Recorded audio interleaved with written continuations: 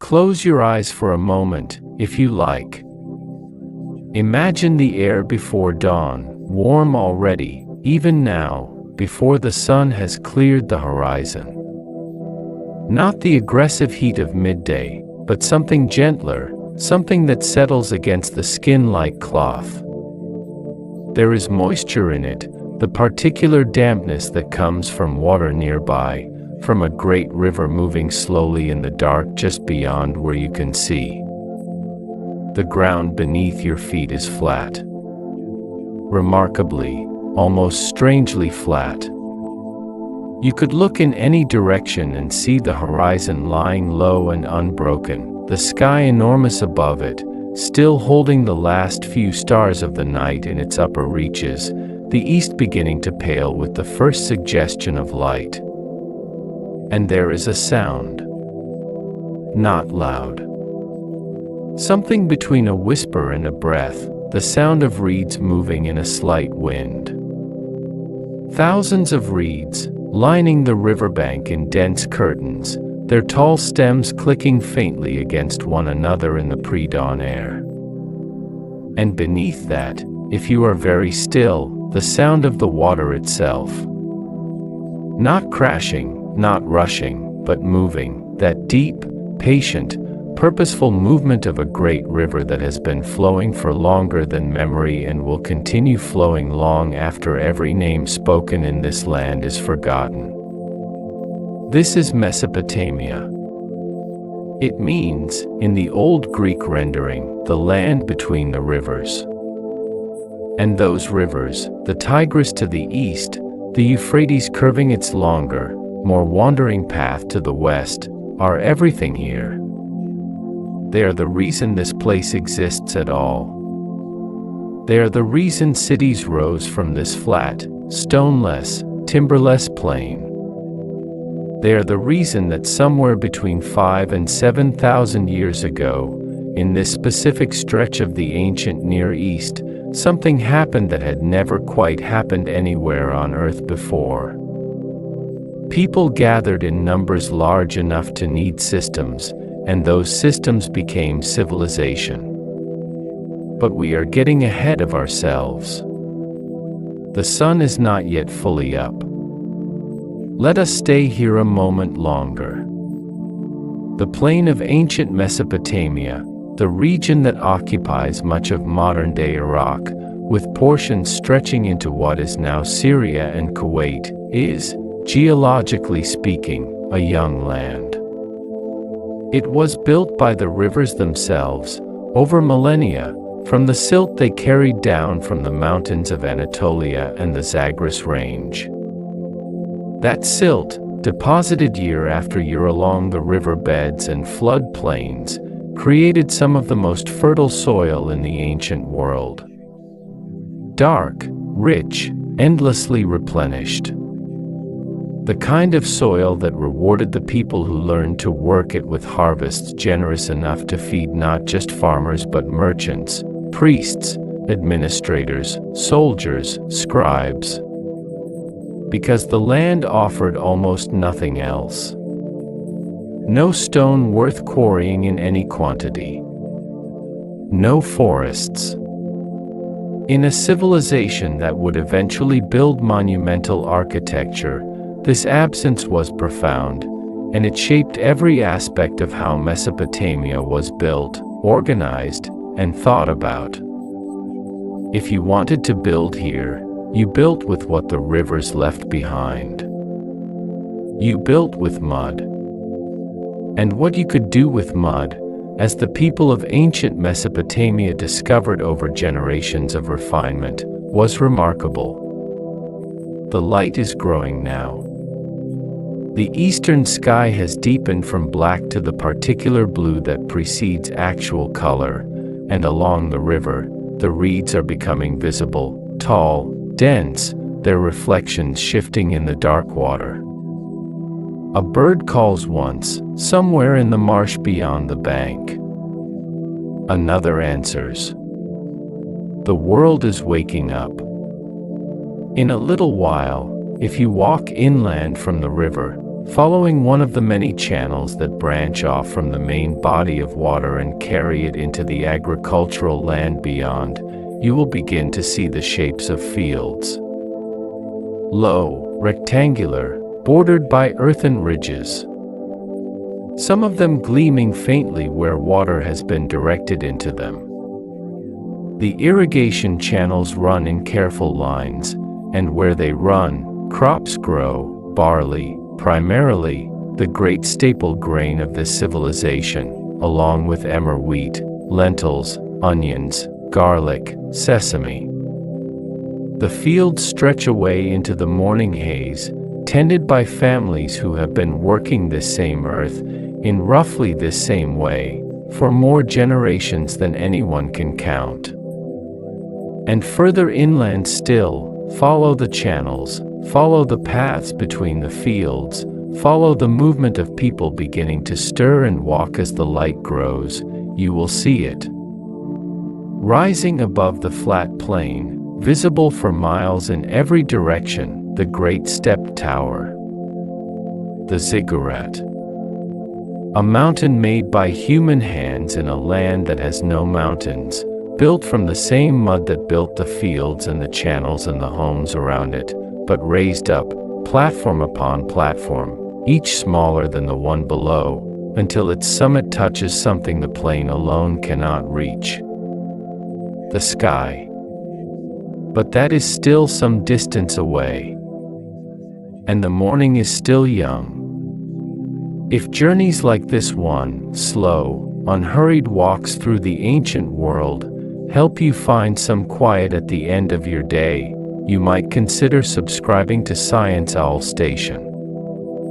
We return here every so often, to evenings just like this one, in places that most of us will only ever visit in the imagination. It is always good to have somewhere to come back to. For now, let us keep walking. The city is just ahead. Mudbrick and morning light, the shape of the city. The first thing you notice, approaching from the fields, is the wall. Not a dramatic, towering fortification, though some Mesopotamian cities did have walls of considerable height, but something lower, more organic, more like the land itself risen up and shaped into a boundary. Mudbrick. Thousands upon thousands of mudbrick, the same pale, warm-toned material as everything else here, so that the city and the earth it sits on appear to be one continuous substance, as though the buildings grew from the ground rather than being placed upon it. The bricks were made by hand. That is worth staying with for a moment, the physical reality of it. Clay dug from the riverbank or taken from the irrigation channels when they were periodically cleaned out, mixed with water and sometimes with straw or chaff to add binding strength, pressed into wooden molds, then set out to dry in the sun. Thousands of them. Tens of thousands. Stacked in long rows along the outskirts of the city and in the courtyards of buildings under construction, drying in that relentless southern Mesopotamian sun until they were hard enough to be laid in courses, one atop another, mortared with more wet clay. Mudbrick is not stone. It does not last in the same way. It is vulnerable to rain, which softens it, and to the seasonal flooding that was always a threat in the lowlands near the rivers. Buildings made of mudbrick required constant maintenance, reapplication of plaster, the addition of new courses when lower ones eroded, and eventually, when a structure became too damaged to repair, the leveling of the old walls and the building of a new structure on top of the rubble. Over centuries and millennia, this process of construction, decay, and rebuilding on the same spot created the great artificial mounds known as tells, some of them rising 30 or 40 feet above the surrounding plain, layer upon layer of compressed human habitation, each stratum a city built upon the ruins of the city before it. but that is the long view. On a given morning in, let us say, the third millennium before the Common Era, in a city that might be Ur, or Eridu, or Nippur, or any of the dozens of other Sumerian city-states that dotted the southern Mesopotamian plain, the city would not have looked like ruins. It would have looked busy, alive. Step through the gate in the outer wall and the street receives you immediately. It is narrow. Not a symbolic narrowness but a genuine one. The lanes of a Mesopotamian city were often barely wide enough for two people to pass each other without turning sideways, and a loaded donkey moving through the neighborhood with its owner was a negotiation. The streets were not straight. They wound and branched and dead-ended and curved back on themselves in patterns that were not arbitrary. They followed the logic of property lines and water channels and the organic growth of a community over many generations, but they were not planned in the way a modern grid is planned. The walls on either side rose to perhaps 8 or 10 feet, and they were blank on the street. This is something that takes a moment to absorb, that the Mesopotamian house turned its back on the street. There were no windows on the ground floor facing outward. No display, no transparency, no visible invitation. What the street got was a wall and, at intervals, a door. But those doors, if you paused beside them for a moment, offered hints of what lay inside. From somewhere behind them came smells, smoke, baking grain, the faint sweetness of palm dates, something animal. Sounds, a child's voice, the clatter of a pot, the rhythmic beat of something being ground. The house was alive, it was simply alive inward, not outward. Its life was organized around the courtyard at its center, an open square of sky visible from the rooms arranged around it, a place where light entered and air moved and the household's daily work took place. The courtyard was the heart of the Mesopotamian home. Not the largest room, there often wasn't a single large room, but the organizing principle around which everything else arranged itself. In good weather, which in southern Mesopotamia meant most of the year, the courtyard was where food was cooked, where children played, where cloth was woven, where goods were stored and sorted, where the family gathered in the evenings when the day's heat finally began to ease. The rooms surrounding it were smaller, lower-ceilinged, darker, used for sleeping, for storage, for protection from the worst of the summer sun. The floors inside were packed earth, sometimes plastered, sometimes covered with woven reed mats. The ceilings were supported by palm wood beams. Palm trees were one of the relatively few local sources of timber, and their trunks, though not ideal for structural purposes, were pressed into service throughout Mesopotamian construction.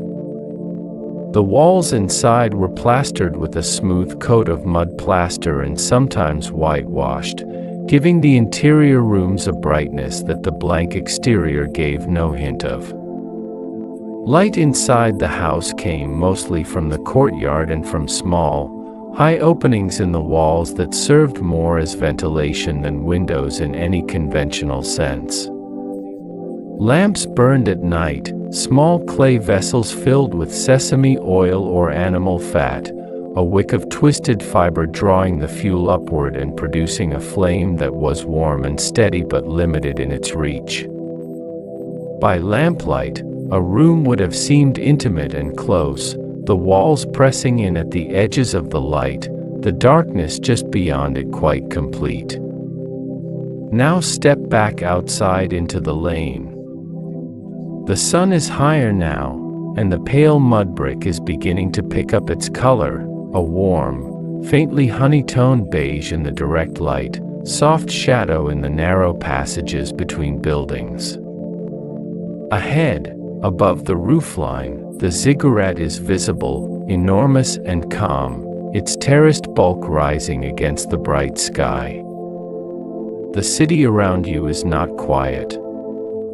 It never quite is, in the daylight hours. Voices call to one another across walls and down lanes.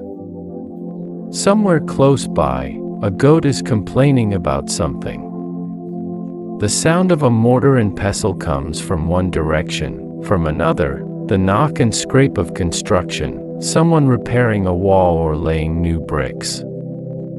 Children run past at the kind of speed children always run, in every age, apparently indifferent to the heat.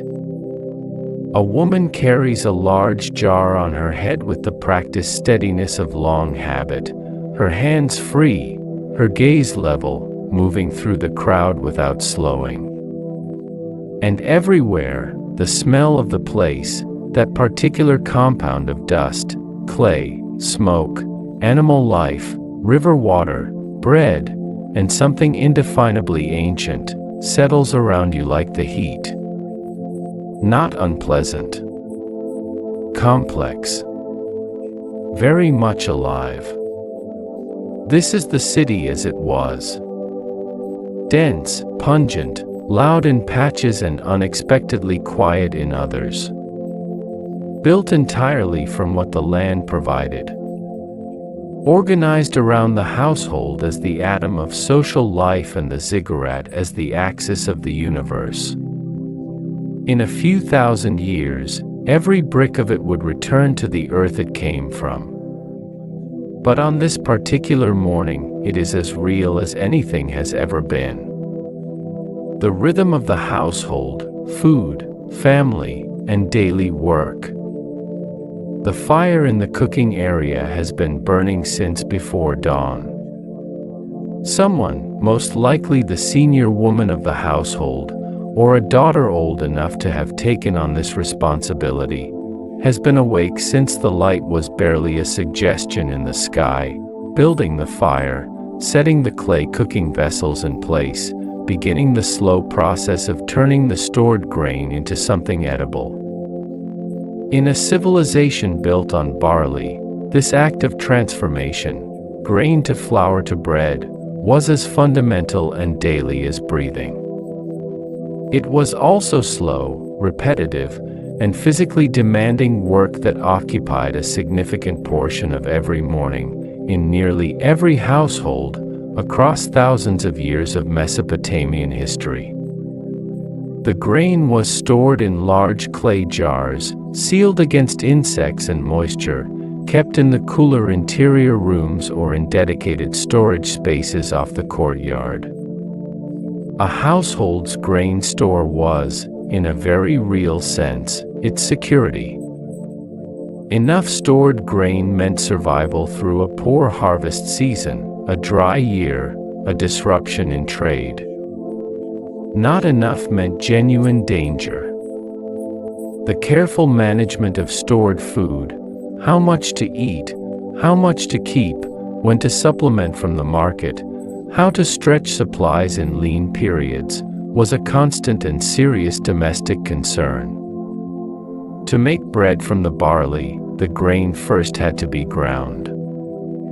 This was done on a saddle quern, a flat or slightly curved lower stone and a rounded upper stone, used by crouching or kneeling over the lower stone and pushing the upper one back and forth across the grain. It was exhausting. Grain milling produced a flour that was, by the standards of anything we might recognize, quite coarse, gritty enough that dental wear from eating the bread was common throughout the ancient world, and Mesopotamia was no exception. Archaeologists examining skeletal remains from ancient Mesopotamian sites regularly note the heavily worn tooth surfaces that tell the story of a lifetime of rough bread. The bread itself came in many forms, flat rounds baked directly on the fire or on the curved surface of a clay oven, thicker loaves, sometimes enriched with dates or sesame. It was the foundation of the daily diet for virtually everyone, rich or poor, urban or rural. Alongside it, a household might eat fish caught from the rivers or the marshes and either eaten fresh or preserved by drying or salting, onions and garlic in remarkable quantities according to surviving records, lentils and chickpeas cooked into thick stews, dates from the palm trees that were one of southern Mesopotamia's great gifts, and occasionally meat, sheep, goat, pig, though meat was expensive enough that it featured more in the diet of the wealthy and in ritual contexts than in ordinary daily meals. And then there was beer. Beer in ancient Mesopotamia was not primarily a recreational beverage, though it was certainly that as well. It was nutrition. It was daily sustenance consumed by men, women, children, and laborers, included in ration allocations given to temple workers and state employees, and produced in quantities that suggest it was as fundamental to the diet as bread.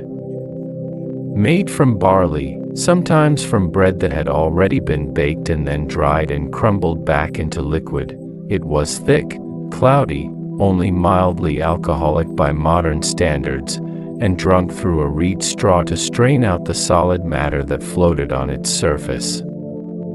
Images of people drinking beer through long straws appear in Mesopotamian art going back to some of the earliest periods, and the practical reason is immediately apparent to anyone who has thought about the brewing process. You wanted to drink the liquid and leave the grain husks behind. The household that we are sitting in is not a grand one. It belongs to, let us say, a mid-level craftsman, perhaps a potter or a weaver, and his family. He is not wealthy in the way the temple administrators or the great merchants are wealthy. But he is not destitute either. He owns his house, or at least the right to live in it under some form of tenure arrangement. He has some stored grain, a small plot of garden outside the city that supplements the household's food supply, and tools and materials for his work. His household includes his wife, 2 or 3 children, possibly his own aging mother, and perhaps a young man who is apprenticed to his craft and who eats with the family and sleeps in the storage room. His wife manages the household with an authority that is real, even if it is not the kind of authority that leaves written records. She knows what is stored and what is needed. She knows the children's health and the state of the grain supply and the social obligations the family owes to its neighbors and relatives. She weaves cloth, not as a hobby but as a productive economic activity, contributing goods that can be exchanged in the market or used to fulfill obligations. The cloth produced by Mesopotamian women was a significant economic output, and the great temple workshops that employed women weavers by the hundreds or thousands in certain periods were essentially scaling up something that every household did on a smaller level.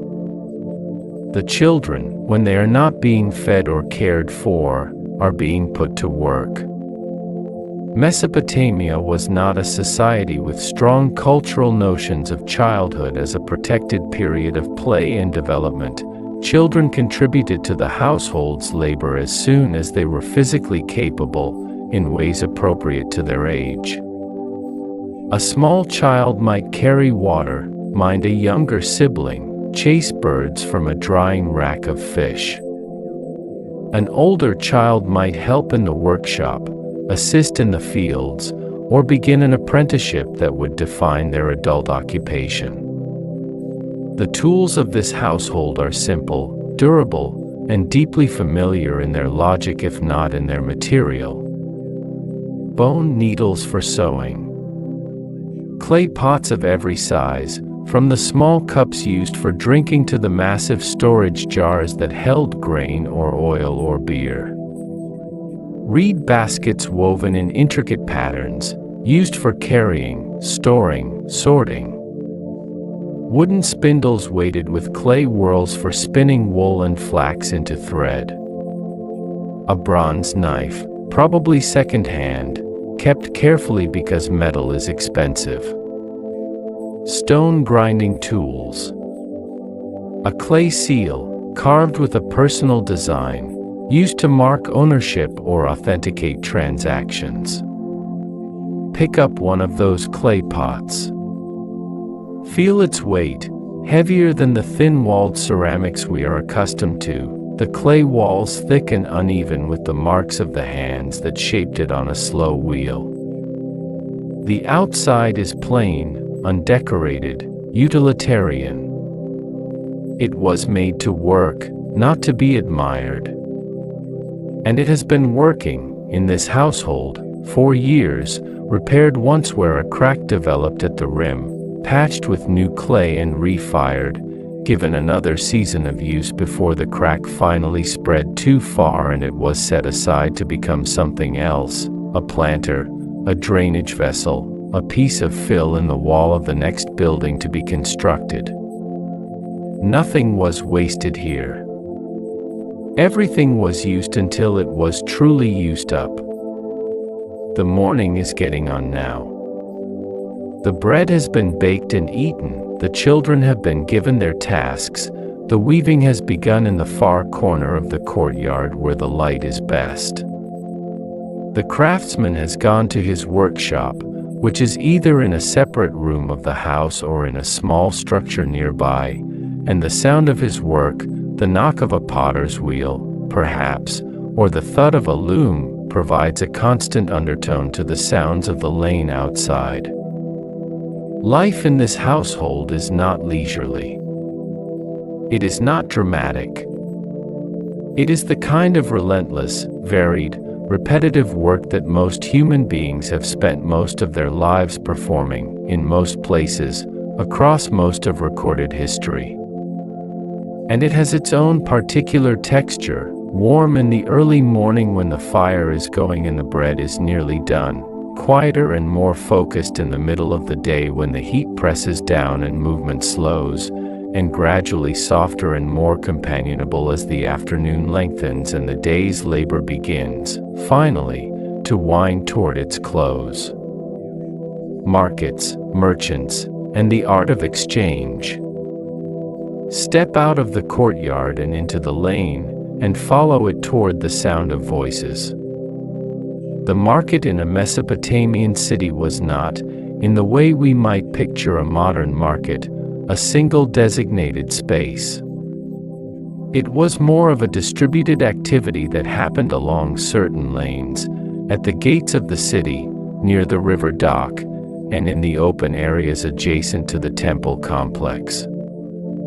Commerce moved through the city the way water moves through a network of channels, following the paths of least resistance, pooling in the places where geography and habit created meeting points. But near the main gate, where travelers and traders arrived with goods carried from sometimes astonishing distances, the market was dense and loud and wonderfully complicated. Close your eyes for a moment and listen before you look. There are voices, multiple languages being spoken here, because Mesopotamia was a crossroads in the ancient world, and the merchants who passed through its markets came from Anatolia, from the Levant, from the Arabian Gulf, from the highlands of Iran. There is the sound of animals, donkeys carrying loads, goats being negotiated over, oxen pulling carts. There is the slap of cloth being shaken out and displayed. The ring of metal against metal from somewhere nearby. And beneath all of it, a low, continuous murmur, the sound of commerce being conducted, of prices being debated, of agreements being reached. Now open your eyes. What do you see? The goods on display here represent a trade network that stretched across the ancient Near East and beyond, in some cases reaching distances that might surprise you if you imagined Mesopotamia as a regional, self-contained civilization. Cedar wood arrived from the forests of Lebanon and the Taurus Mountains, floated down rivers or loaded onto donkeys for overland stages of the journey. Copper came from the mountains of Oman and the island of Bahrain, crossing the Arabian Gulf in boats and making its way up the river systems. Tin, essential for making bronze, may have traveled from sources as distant as Afghanistan or Anatolia. And lapis lazuli, that deep, brilliant blue stone so prized for ornamental and ritual purposes throughout the ancient Near East, came most likely from the mines of Badakhshan in what is now northeastern Afghanistan, passing through multiple hands and multiple thousands of kilometers before it reached a jeweler's workshop in Uaranipur. These are the luxury goods, the prestige materials, the things that the temple and the palace demanded and that long-distance merchants organized their lives around acquiring. But the ordinary market also held ordinary things, vegetables and fish and pottery and cloth, donkeys and chickens and baskets of dried dates, sandals and rope and sesame oil and beer. Exchange in Mesopotamia worked on several levels simultaneously. For everyday transactions, a handful of vegetables, a jar of beer, a simple tool, barter was likely common enough. I have fish, you have onions, we negotiate a proportion that satisfies us both. But for larger, more formal transactions, something more standardized was needed. Silver was used as a unit of account in Mesopotamia very early, not as coins, which had not yet been invented, but as weighed quantities of metal, coils or fragments that could be measured on a balanced scale against standard weights. Grain, too, served as a kind of currency in certain contexts, particularly for transactions with institutions like the temple or the palace, which collected grain as a form of taxation and distributed it as payment to workers and dependents. The great merchants of Mesopotamian cities, and some of them were genuinely wealthy and prominent individuals, operated through a system that combined personal capital with institutional backing, often from the temple or palace, which might provide goods on consignment for a merchant to sell on their behalf in exchange for a share of the profits.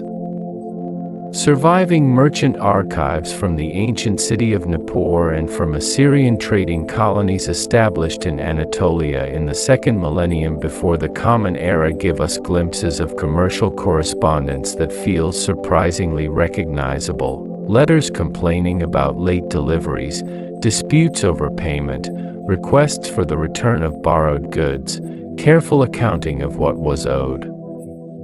The clay tablet was the foundation of this commercial world.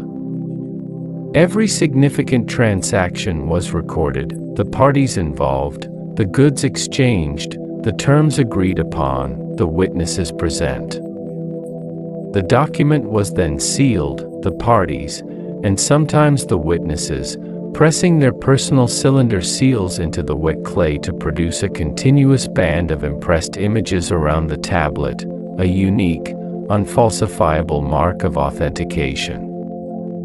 The sealed tablet might then be enclosed in a clay envelope, itself impressed with the seal marks, so that the contents could not be altered without visibly breaking the outer shell. Cylinder seals were small masterpieces of miniature carving, a stone cylinder, perhaps an inch or two long, engraved on its outer surface with scenes of gods, mythological creatures, human figures, or geometric patterns, so that when rolled across wet clay it produced a continuous image. They were personal objects of considerable value, carried on a cord around the neck or wrist, and they functioned as signatures, identity markers, and objects of personal significance all at once. consider the craftspeople you would find working in a city of this kind. The potter, obviously, whose products were needed by every household and every institution, and whose work required not just skill at the wheel but knowledge of local clay bodies and firing temperatures and the social relationships that brought customers to his door and not to the potter in the next lane. The weaver, working in a large institutional workshop or at home, producing cloth from wool or linen that was one of Mesopotamia's principal exports. Mesopotamian textiles were traded across the ancient Near East, and the organizational effort involved in managing the flocks of sheep, the shearing, the processing of the wool, the spinning, the weaving, and the distribution of the finished cloth was staggering in its complexity. The metal worker, working with expensive materials at high temperatures to produce tools and weapons and ornaments and the fittings of temple furniture. The builder, always needed in a city of mudbrick where every house required regular repair and new construction never entirely stopped. All of these people were embedded in webs of social and economic obligation. They owed work or goods to the temple or palace, in many cases, as a form of tax or service duty. They owed obligations to their families and to the networks of neighbors and kinship that structured social life. They maintained relationships with suppliers and customers that were partly commercial and partly personal, in the way that in a city of this size, almost every commercial relationship eventually became a personal one. And all of it, the trading, the weaving, the potting, the farming, the building, happened in the shadow of something that organized and oversaw all of it, something that gave the entire economy its shape and direction. The temple was just ahead. The temple and the world it ordered. Stand at the base of the ziggurat and look up. The structure rises in stages, 3, 4, sometimes 7 terraces, depending on the city and the period, each slightly smaller than the one below, so that the whole form resembles a stepped mountain. The faces of the terraces are steep and unbroken, their mud brick surfaces showing the marks of the generations of labor that built and rebuilt them. At the very summit, accessible only by the long external staircase that climbs the front face of the structure, there was a small temple, the house of the god who owned this city. Because in Mesopotamian theology, the gods did not merely protect a city or favor it. They owned it. Each city-state was understood to belong to a specific deity. You are to the moon god Nana, Nippur to the wind god Enlil, Eridu to Enki the god of wisdom and fresh water, Uruk to Inanna the goddess of love and war. The city was, in the most literal theological sense, the god's estate. The land around it was the god's land. The people who worked that land were the god's laborers.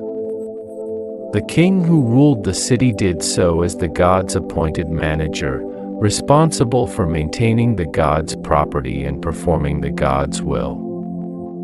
The temple complex at the base of the ziggurat, distinct from the small shrine at its summit, was the administrative center of this divine estate. And it functioned with the complexity of a large modern institution. The temple employed craftspeople, weavers, farmers, herders, administrators, scribes, musicians, and servants. It owned land and controlled water rights. It collected products from dependent laborers and households and distributed rations in return. It stored grain in large magazines and dispersed it as payment and as reserve against poor harvests. It organized the great agricultural operations that kept the city fed. And it managed all of this through a bureaucracy of remarkable sophistication, recording transactions and allocations and inventories on clay tablets in numbers that suggest the administrative ambitions of the largest Mesopotamian temples were genuinely considerable. At the center of this system was the god, or rather, the god's statue. The cult statue, made of precious wood, overlaid with gold and silver and inlaid with lapis lazuli and other stones, stood in the innermost sanctuary of the temple, inaccessible to ordinary worshippers, served by a specialized priesthood whose ritual responsibilities consumed much of the day. The statue was fed, twice daily, from the offerings that were brought to the temple: bread, beer, fish, meat, dates, oil. The food was arranged before the god with the same care you might apply to a meal for a powerful and potentially temperamental patron. Musicians played. Incense burned. Prayers were spoken. Then the divine meal was cleared away and distributed, likely among the priests and temple personnel, a perk of service in the divine household. The priesthood itself was not a single category. There were high priests and temple administrators who were effectively powerful aristocrats, managing estates and making decisions that affected thousands of people. There were lower-ranking cult functionaries who performed the daily rituals, lighting the incense, preparing the offerings, singing the hymns, performing the purification rites.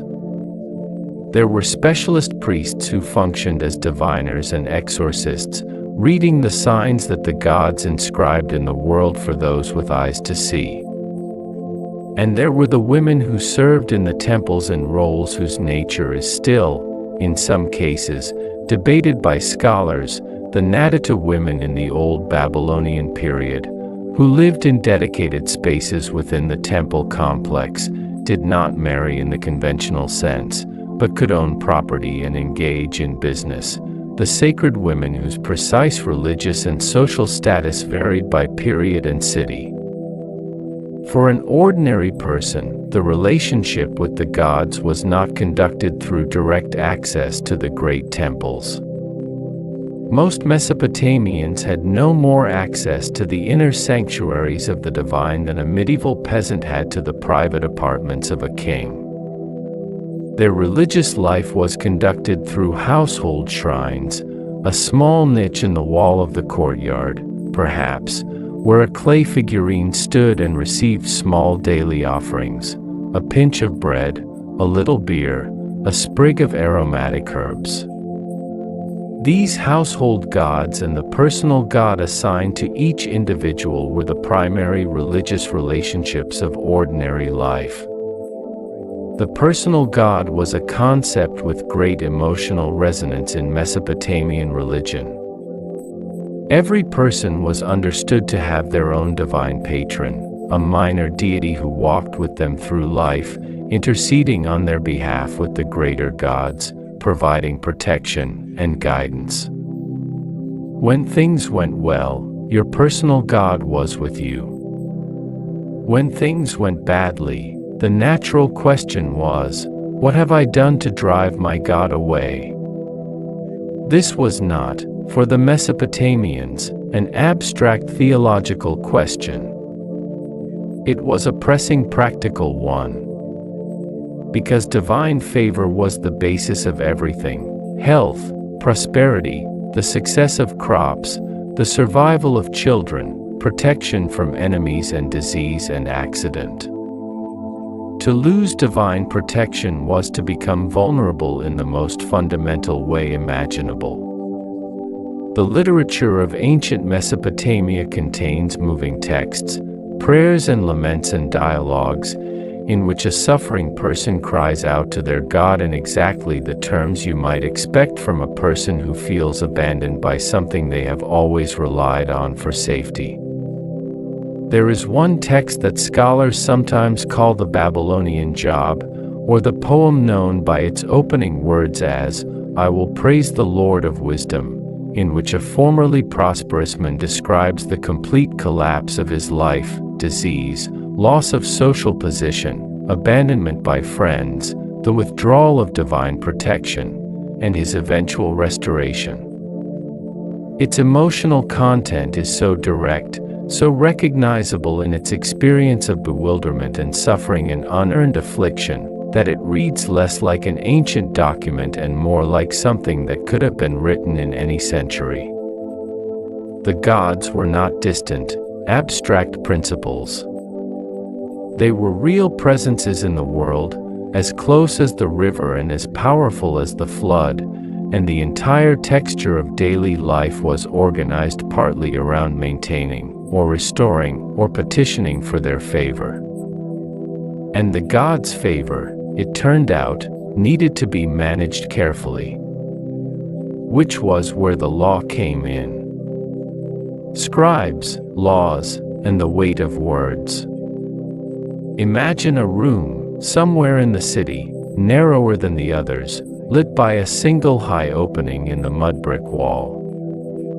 A man sits cross-legged on a mat, a fresh clay tablet balanced across his knee.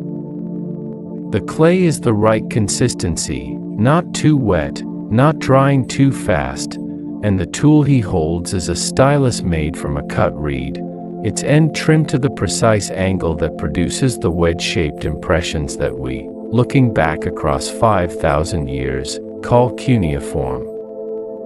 He presses the stylus into the clay with practiced efficiency, each impression made in a fraction of a second, the marks accumulating into signs, the signs into words, the words into a sentence that records, let us say, the delivery of 7 jars of sesame oil to the household of a certain merchant, received in the presence of 2 witnesses, in the 3rd year of a particular king's reign. The document will be set aside to dry. If it is important enough, it may be fired in a kiln to make it more permanent.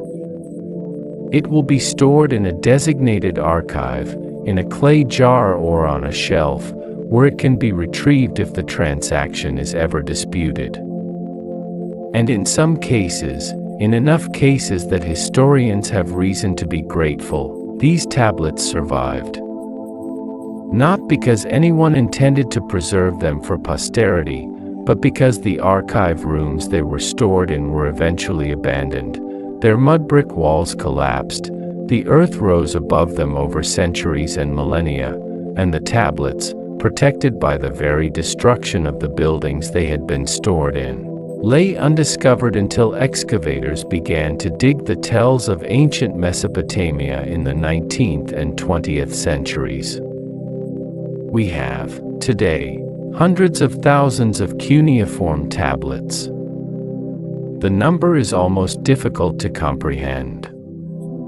Letters, account books, legal contracts, royal inscriptions, astronomical observations, mathematical tables, literary compositions, incantations, omen collections, school exercises.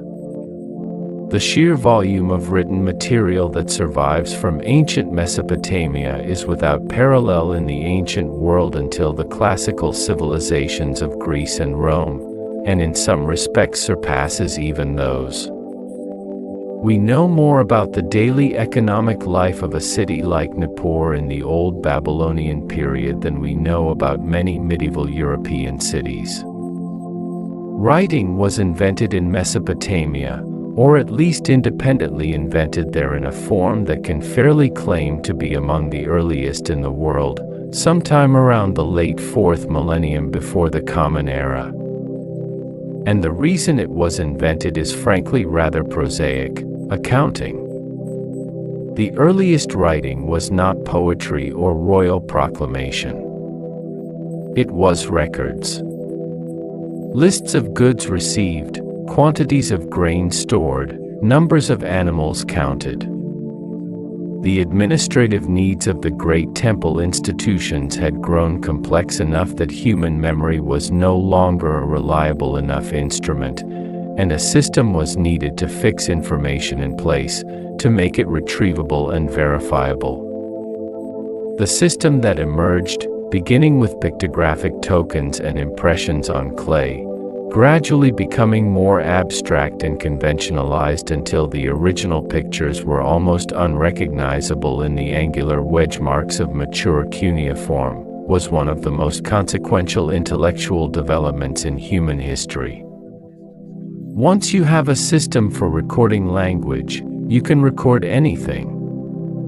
Poems, laws, prayers, mathematical procedures, medical recipes, the stars.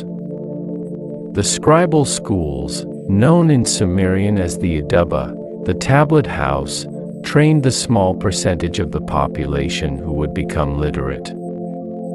The curriculum was demanding and lengthy, taking students from the first copying of simple signs through increasingly complex texts over a period of years. We know about the schools partly from administrative records and partly from a remarkable collection of literary texts that seem to have been produced in or for the schools themselves, including compositions that vividly describe the daily experience of being a student, waking late, receiving beatings for poor work, memorizing long lists of words and signs, gradually mastering the art. To be literate was a form of power and status. The scribe occupied a respected social position, serving temples, palaces, wealthy households, and merchants, and could advance to positions of considerable administrative responsibility. The high-level palace and temple administrators were, in most periods, trained scribes, and the very highest levels of Mesopotamian government, the chief ministers, the tax administrators, the generals who managed the logistics of military campaigns, were men whose power rested in large part on their command of the written word. But writing also served as the foundation of law. And law, in ancient Mesopotamia, was a serious, detailed, and pervasive institution. The great law codes of Mesopotamia, of which the laws of Hammurabi, inscribed on a stele of black diorite and dating to the 18th century before the Common Era, is the most famous, are often treated as grand proclamations of royal justice. And in part, they were. The stele shows Hammurabi standing before the sun god Shamash, receiving the laws as a divine commission, and the prologue and epilogue that frame the individual laws are exercises in royal self-presentation, the king as shepherd of his people, protector of the weak, maintainer of divine order. But read the individual laws themselves, and what you find is something much more human and much more specific. Laws governing what happens when an ox gores a person in the street. Laws about what a hired worker is owed if the season's crop fails. Laws about the obligations of innkeepers, the liability of a builder whose house collapses and kills its inhabitants, the rights of a wife whose husband has been captured in war. Laws about debt and slavery and inheritance and adoption and what a merchant can legally charge for a loan. These laws did not emerge from abstract principle. They emerged from real disputes that people were actually having, or that the legal system expected people to have. And reading them, you get a remarkably vivid sense of the social tensions and everyday anxieties of Mesopotamian life, the fear of debt and its consequences, the complex negotiations of family property across generations, the vulnerability of women in a legal system that recognized their rights in some areas while limiting them severely in others. Women in Mesopotamian society occupied a position of considerable complexity. They could, in many periods, own property, inherit, bring legal cases, act as witnesses, manage businesses, and make contracts. There are records of women acting as merchants, as moneylenders, as managers of family estates. At the same time, women's legal standing was generally subordinate to men in matters of marriage, divorce, and the custody of children. A husband could divorce a wife. Her ability to initiate divorce was more limited and more costly. The penalties for a woman's sexual infidelity were severe in ways that did not apply symmetrically to men. Class and status intersected with gender in ways that further complicated the picture. The laws of Hammurabi distinguish explicitly between free persons, the mushkinim, a class of dependent workers whose exact status is debated by scholars, and slaves.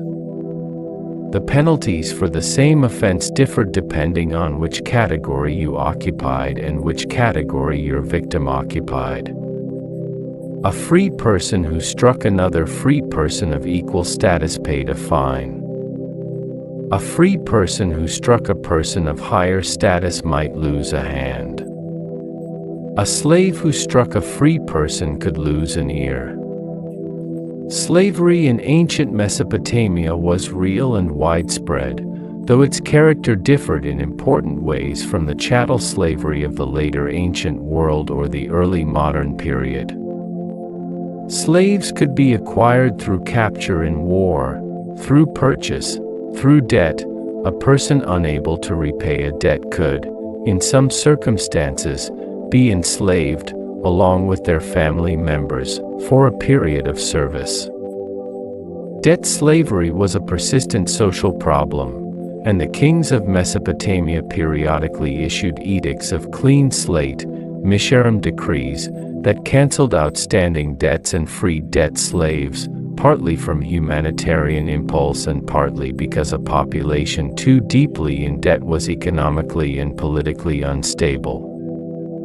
The weight of all of this, the laws, the class distinctions, the power of the palace and the temple, the authority of the father within the household, pressed on ordinary life in ways that were constant and mostly unquestioned, because they were the only framework most people had ever known. You were born into a social position, a family, a set of obligations and expectations, and you lived within those structures not because you had chosen them but because they were the shape of the world as you found it.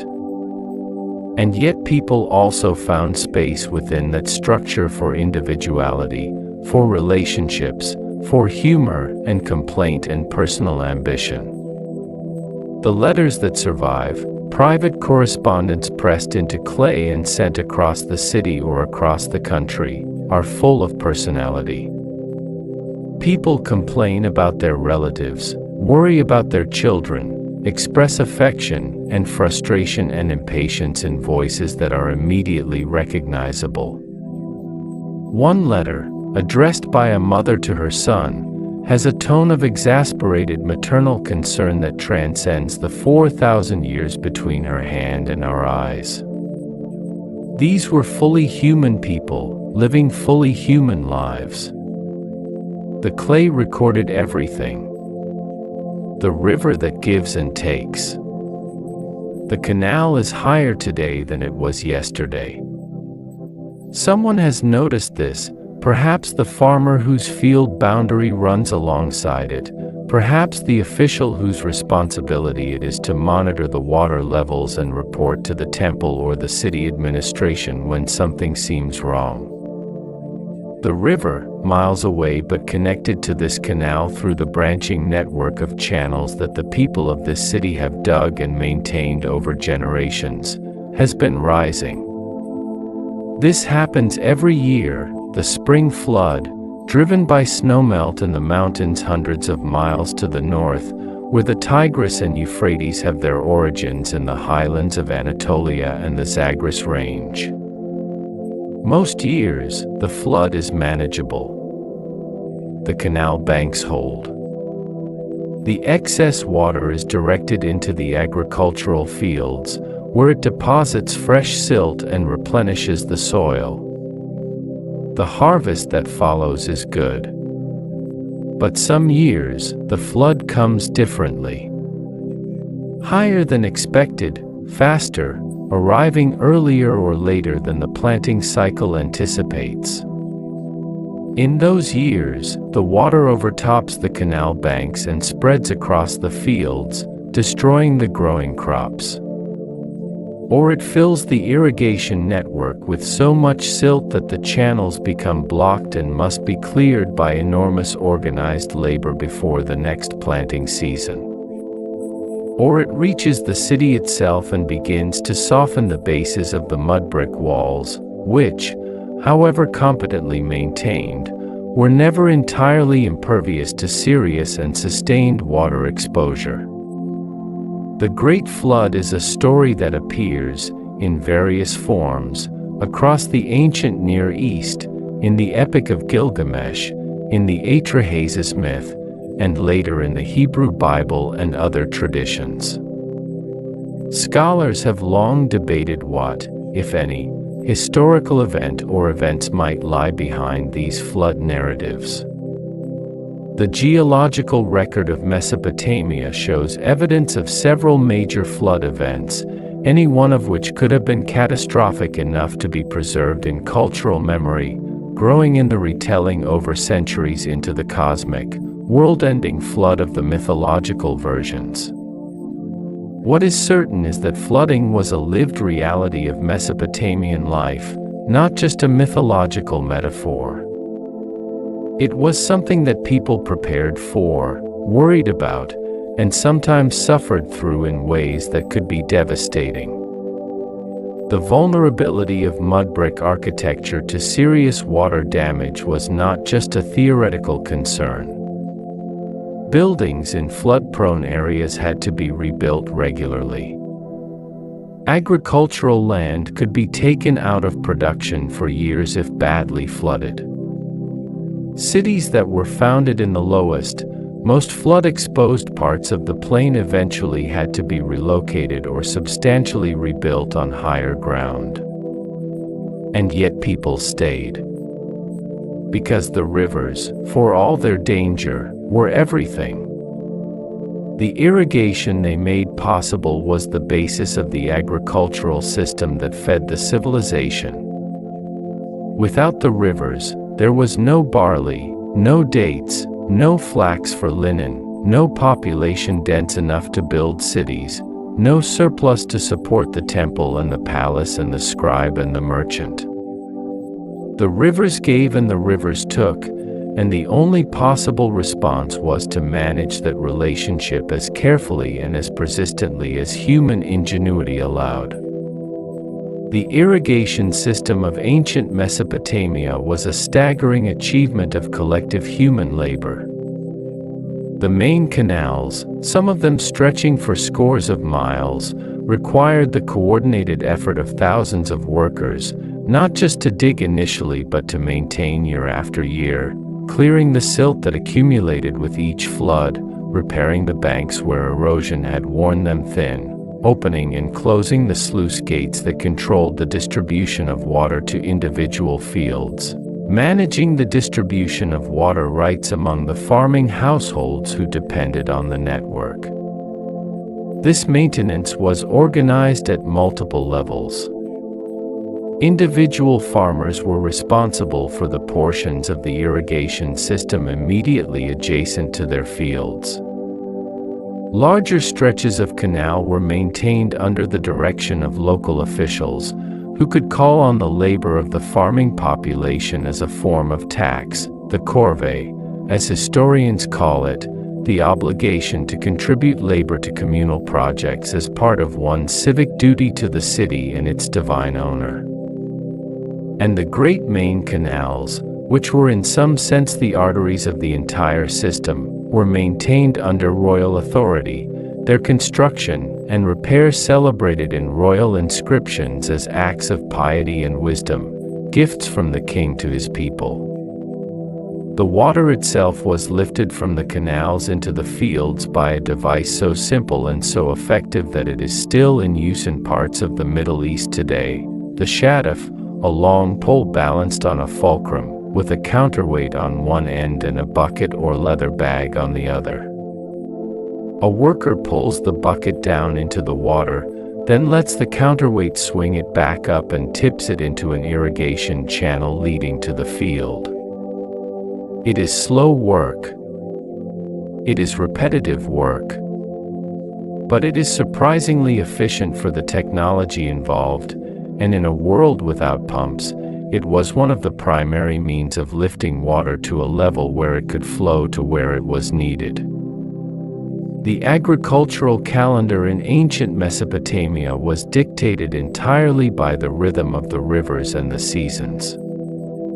Planting of the winter grain, barley, emmer wheat, happened in the autumn, after the summer heat had passed and before the winter rains. The growing season extended through the cool months, and harvest came in the spring, a race against time before the summer heat arrived to shrivel the standing grain.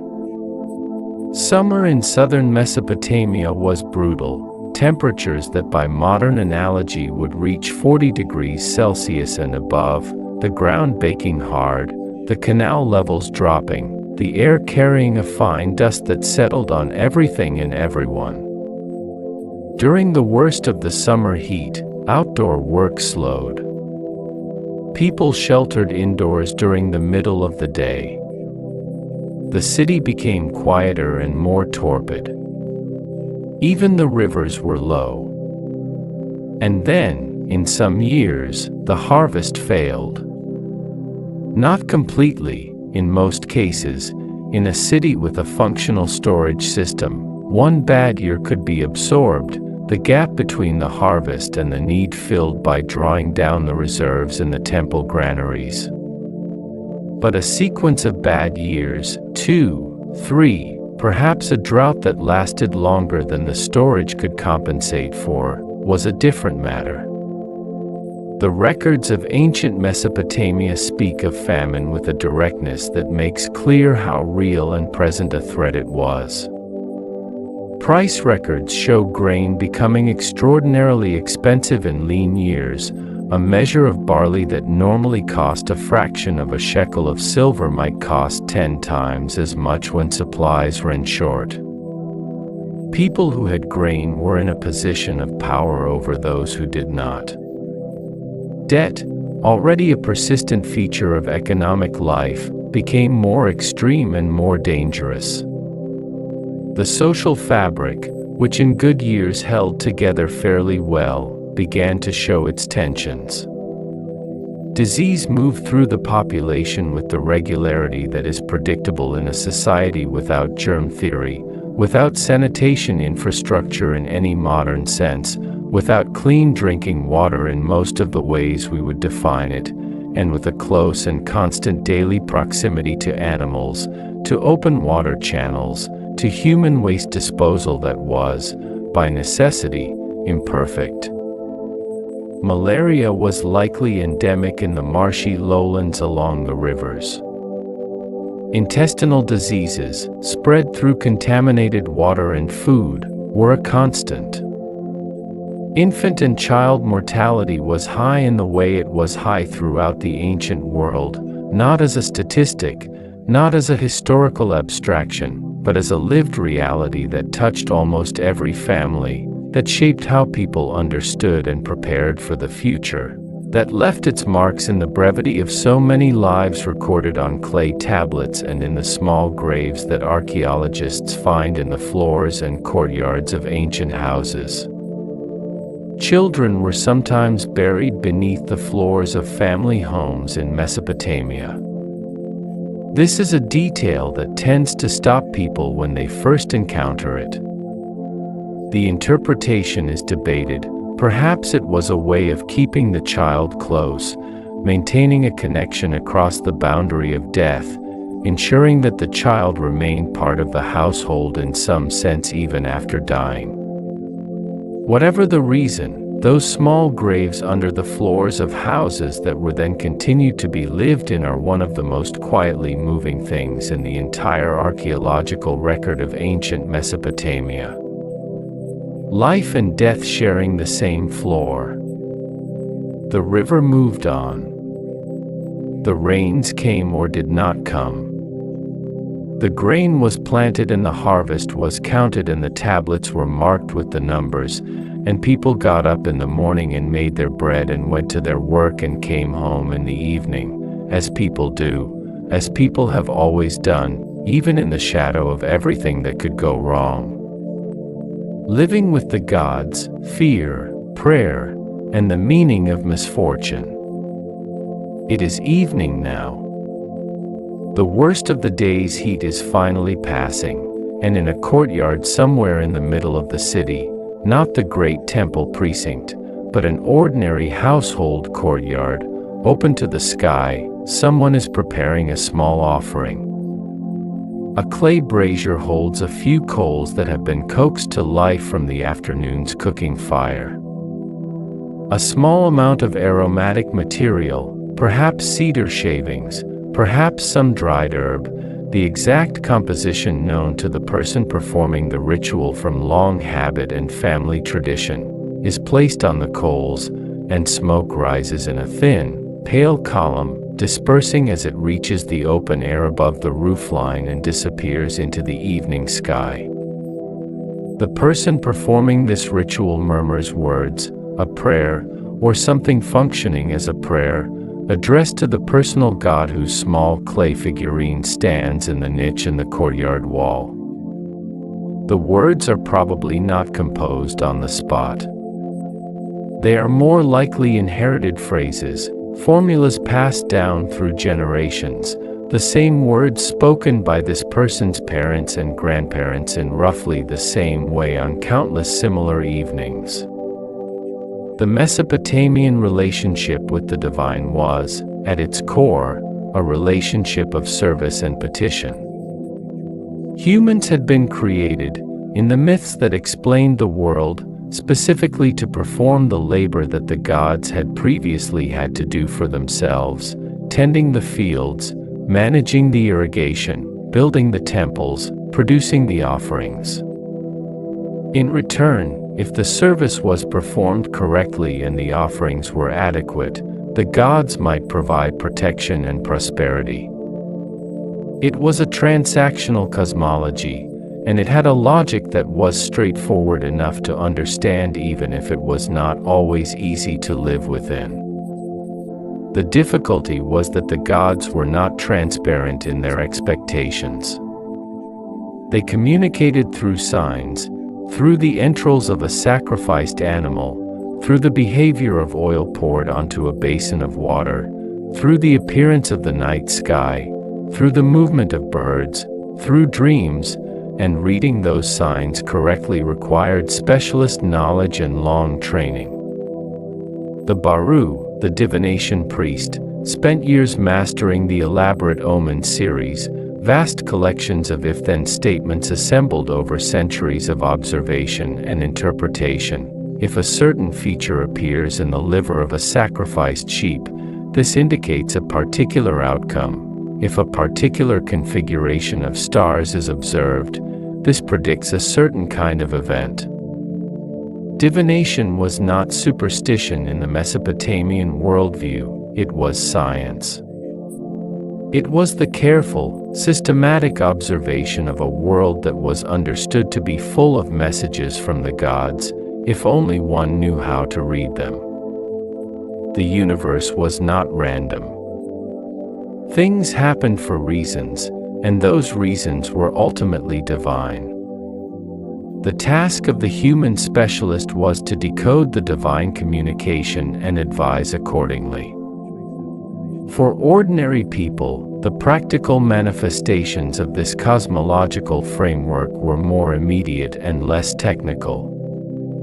If you fell ill, you did not simply feel sick, you felt the withdrawal of divine protection. Something had gone wrong in your relationship with the gods, or a malevolent supernatural force had gained access to you that your personal god could no longer hold at bay.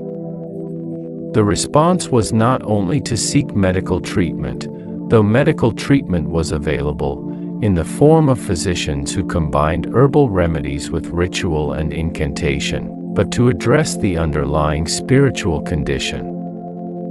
An exorcist, the Ashipu, might be called in to perform cleansing rituals, to drive out the evil that had attached itself, to restore the protective presence of the personal God through the correct ceremonial interventions. This was not cynical. It was not performed without belief. The people performing these rituals and the people receiving them operated within a cosmological framework that made the rituals entirely rational. If the world was structured such that divine forces controlled human fate and the correct ritual performance maintained the relationship with those forces, then ritual was the most practical response to misfortune. You would no more skip the exorcism when seriously ill than you would skip taking medicine today. The literature of ancient Mesopotamia is full of the emotional content of this relationship with the divine. Laments, prayers of petition, hymns of praise, wisdom texts that wrestle with the problem of innocent suffering, all of them express, sometimes with remarkable intensity, the experience of living in a world where supernatural forces were constantly active and not always benevolent. The great Epic of Gilgamesh, perhaps the most famous literary work to survive from the ancient world before the Iliad and Odyssey, is, among many other things, a meditation on mortality and the human desire to escape it. Gilgamesh, the king of Uruk, loses his closest friend Enkidu to death and is undone by grief. He sets out on a journey to find the secret of immortality, and the journey takes him to the edges of the known world, to the waters of death, to the one man who has been granted eternal life by the gods, Utnapishtim, who survived the great flood. And what Utnapishtim tells him, in the end, is something like, "This is not something the gods have decreed for human beings. Go home. Eat your bread. Drink your beer. Dress in clean clothes. Hold the hand of your child. That is the life available to you." It is advice that sits strangely alongside our modern instinct toward progress and solution. But in the Mesopotamian worldview, it may have been the most comforting thing anyone could say. Not a defeat, but an orientation. An acknowledgement that the life available to human beings, with all its fragility and limitation, was still a life. Worth living, worth savoring, worth grieving when it ended. The small offering in the courtyard brazier has burned down now. The smoke is gone. The stars are appearing in the strip of sky visible above the roofline, sharp and numerous, the night sky of a world without artificial light. Someone carries the brazier back inside. The household god in the niche looks out at the empty courtyard with clay eyes, impassive, neither giving nor withholding anything, standing in the place it has stood for as long as this family has lived here. The door into the sleeping room is pulled closed. The city settles into its nighttime sounds. What they left behind. Let us step back for a moment. Not outside the world we have been exploring, but to a slightly greater distance, the way you might step back from a painting when you have been looking at it very closely and want to see the whole of it at once. We have been moving through this ancient world at close range, feeling the heat, smelling the bread, listening to the market, watching the scribe press his stylus into wet clay. And all of that close-range looking is important, because the history of ancient Mesopotamia is so often taught as a sequence of dates and dynasty names, a parade of kings and conquests that can feel remote and abstract unless it is constantly returned to the scale of individual human experience. But having spent time in those narrow streets and those mudbrick courtyards, it is worth pausing to consider what we have actually been looking at. We have been looking at the beginning. Not the beginning of humanity. People had been living, thinking, creating, and surviving for hundreds of thousands of years before the first cities rose on the Mesopotamian plain. But the beginning of something specific, the urban way of life, the organized state, the literate society, the institutionalized economy with its records and contracts and weights and measures and long-distance trade networks. These things did not exist before Mesopotamia, or did not exist in the particular concentrated, self-reinforcing form that Mesopotamia developed them. And almost everything that followed, the civilizations of Egypt and the Levant and the Aegean and ultimately of Greece and Rome and the medieval world and the modern world, was shaped by the precedents established on this flat, river-fed plain between roughly 6,000 and 2,000 years ago. The list of what Mesopotamia contributed to human civilization is both long and astonishing when you look at it steadily. Writing, yes. But more specifically, the concept of a written record, the idea that language could be fixed in a durable medium and retrieved across time, that a transaction conducted in one generation could be verified in the next by consulting a clay tablet. This concept, so obvious to us now, was revolutionary. It changed what it was possible for human societies to do and to remember. Mathematics. The Mesopotamians did not merely count. They developed sophisticated mathematical procedures for calculating areas, volumes, and distributions, for managing large-scale agricultural and construction projects, for tracking astronomical phenomena with increasing precision over centuries. The 60-minute hour and the 60-second minute that still structure our days are a legacy of the Mesopotamian sexagesimal number system, base 60, which survives in our time measurements and in the 360-degree circle because the early Islamic scholars who transmitted ancient learning to medieval Europe carried it with them. Astronomy. Mesopotamian astronomical observation, conducted systematically over centuries from temple observation platforms, accumulated a body of data that allowed the prediction of celestial events, eclipses, planetary movements, with a precision that would not be matched in the Western world until the European Renaissance.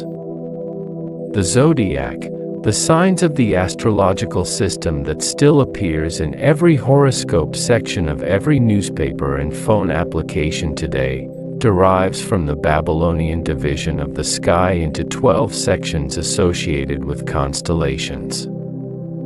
Law.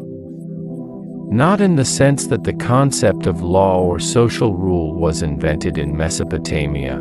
Every human society has had something like that. But the systematization of law, the idea of a written code that applied to everyone, that could be consulted and argued over and used as a standard against which individual cases could be measured, this was a Mesopotamian development of enormous consequence. And literature. The Epic of Gilgamesh, written down perhaps as early as the 21st century before the Common Era in its earliest versions and reaching its most complete surviving form sometime around the 12th century, is a story that can still move a reader to genuine emotion. The friendship between Gilgamesh and Enkidu, its intensity and its equality despite the difference in their origins. The grief that follows Enkidu's death, grief described with a directness and physical specificity, Gilgamesh touching his dead friend's chest and finding no heartbeat, covering the body with a veil as one covers a bride, that is not archaic in its effect but immediate. And the questions the epic raises: what does it mean to be human? What is the value of a life that ends? What do we do with the knowledge of our own mortality? These are not old questions. They are questions that have never stopped being asked. But it is also important to hold the losses. The cities that were built over thousands of years on the Mesopotamian plain are gone in the sense that their walls and roofs are gone, returned to the earth, as mudbrick inevitably returns to the earth.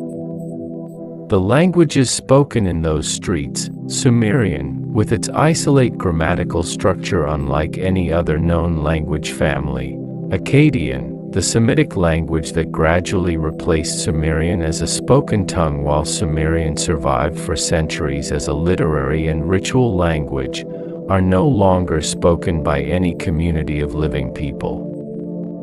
They were forgotten with such thoroughness that when Europeans first began finding cuneiform tablets in the 19th century, they had no idea what they were looking at, and it took decades of painstaking scholarship to decode them.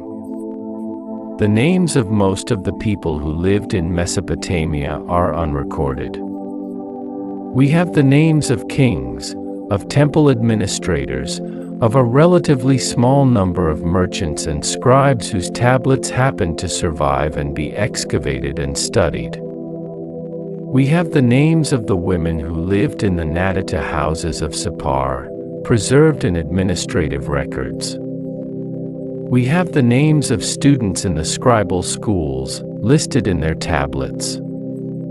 But the vast majority of the people who built those cities, who carried those water jars, who ground that grain, who tended those fields in the brutal summer heat, who prayed in those courtyard shrines, who buried their children under those floors, their names are gone.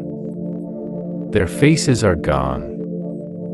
They exist in the aggregate, in the pattern of daily life that the archaeological and textual record allows us to reconstruct, but as individuals they are silent.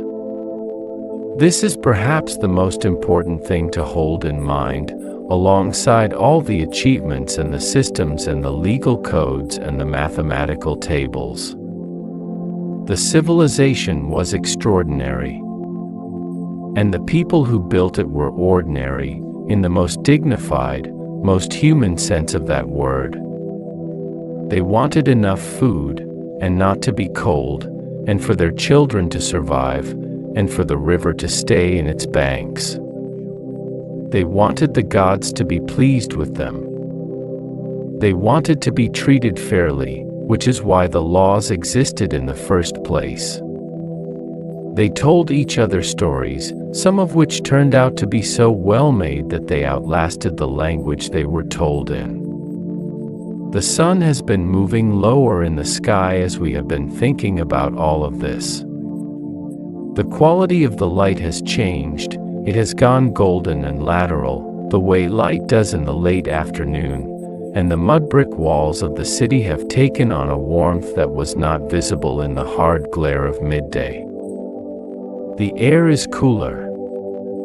The sounds of the city are shifting from the intensity of the working day towards something more relaxed, more domestic. The day in Mesopotamia is ending. Night over the plain, drifting close. The sun goes down over the flat plain quickly in this part of the world.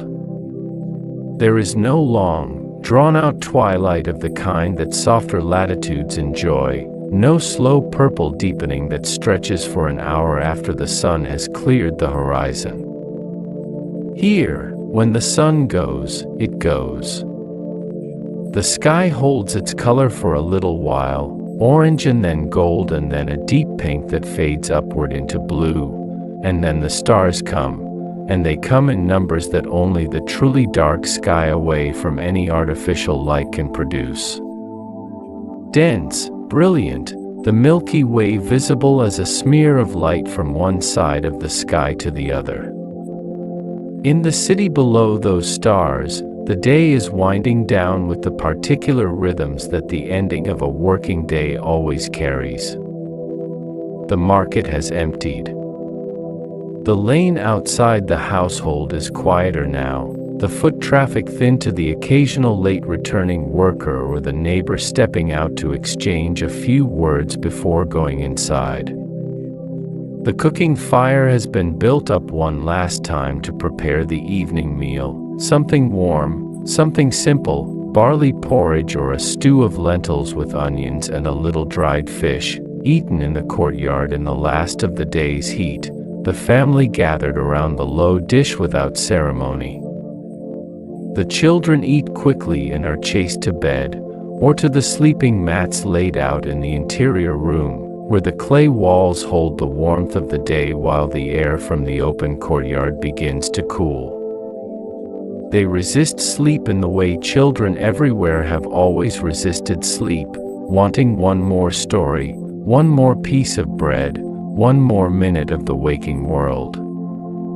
And eventually, as children everywhere eventually do, they give in. In the courtyard, the adults sit a little longer in the cooling air.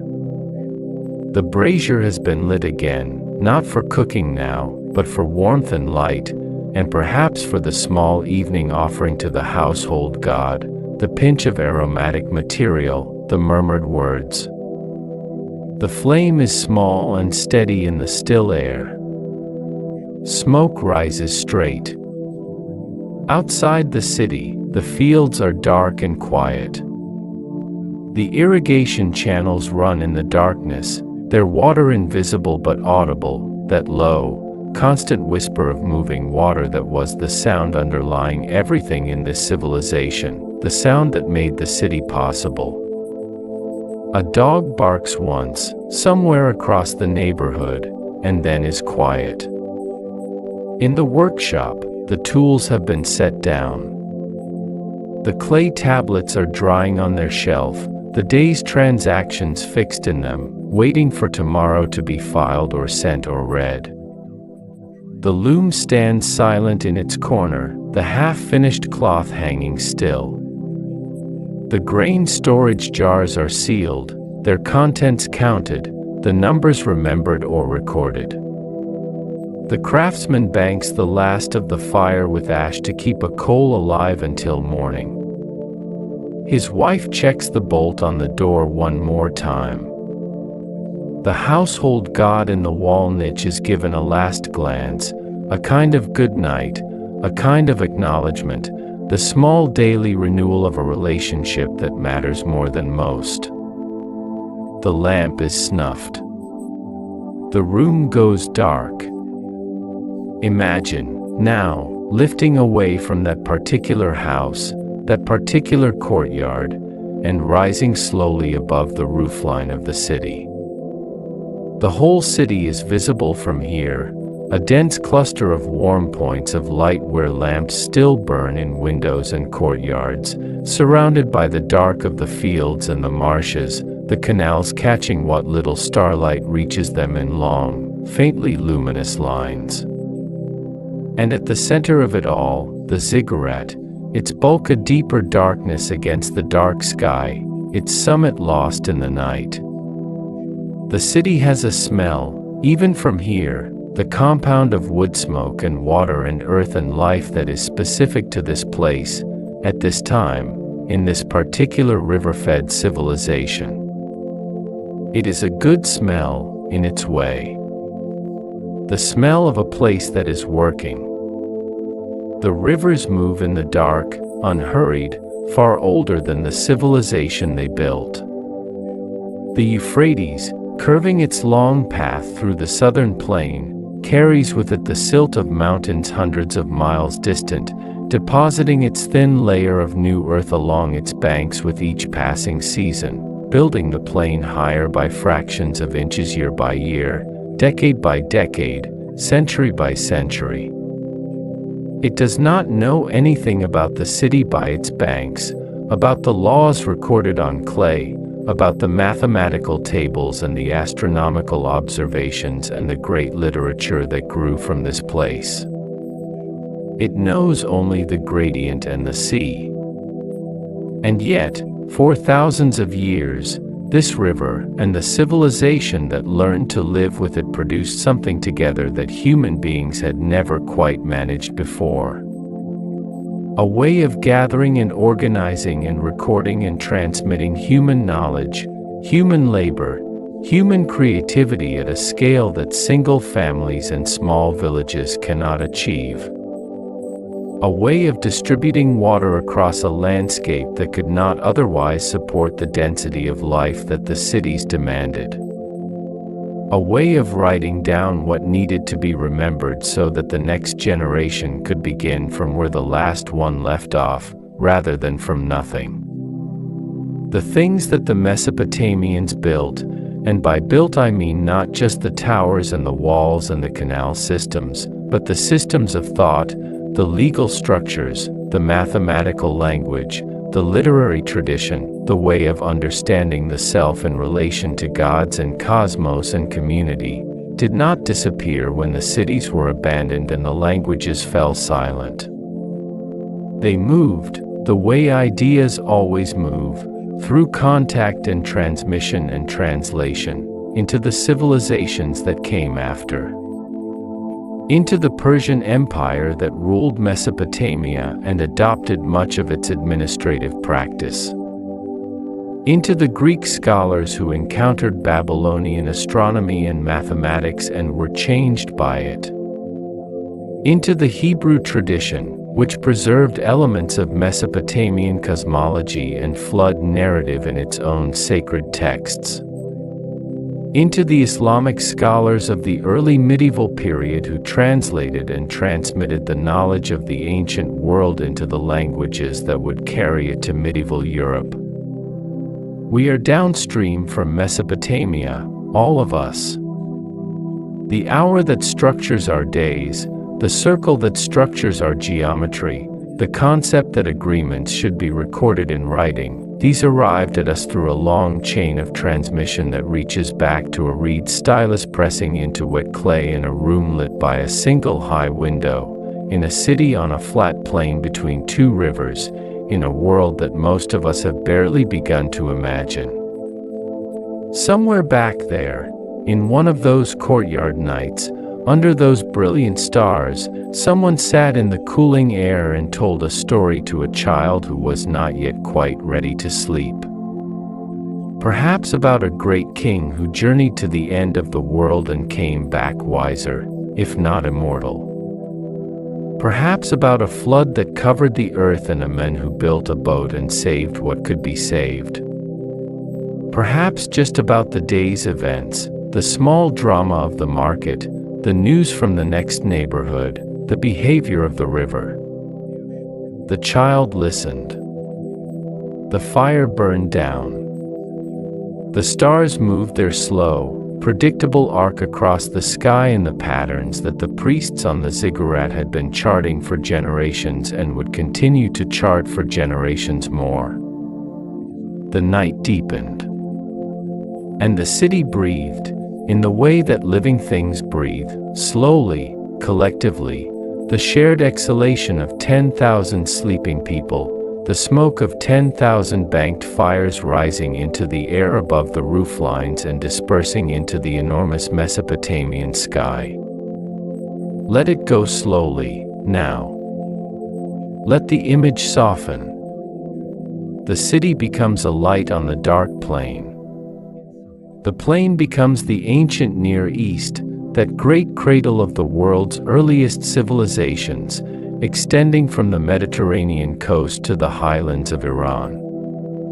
The ancient Near East becomes the deep past, not a foreign country, not a curiosity, but the beginning of the long story we are still inside, the root system of almost everything we recognize as civilization.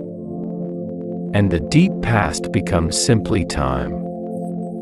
The enormous, patient medium through which all of this has traveled to reach you, here, now, at the end of this particular evening.